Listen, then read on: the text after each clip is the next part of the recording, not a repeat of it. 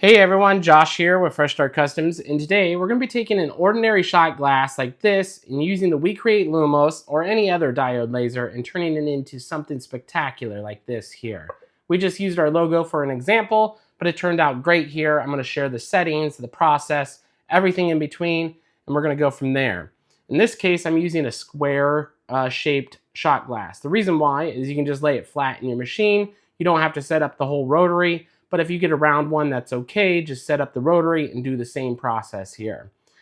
These come with stickers. You can pull these off right away if you want to. It doesn't really matter which side is front. I just left it on and then I went with the front side to engrave.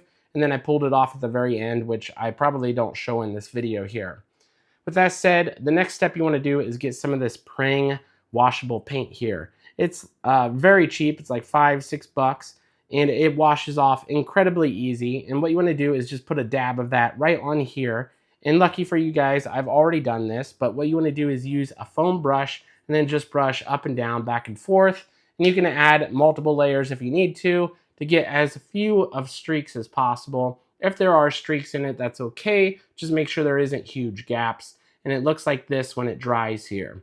So now what we need to do is go down into the laser and drop this into the laser and then start engraving. One quick tip before we do that is, as you can see, there's a slant from the top to the bottom here. You want to throw something underneath like you can see here on screen like I did to make it flat so it engraves consistently all the way across the flat part here.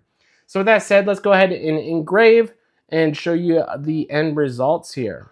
And as you guys can see on the screen, here's the settings that I've used. It was 100 power, 125 speed, 200 lines, and we're washing the paint off now, and it's super easy. It just comes off right with your hands, and the final result turned out fantastic as we put it on one of these custom coasters we made and pour ourselves a drink. And if you guys have any questions about this, let me know down in the comments below, and we'll catch you guys in the next one.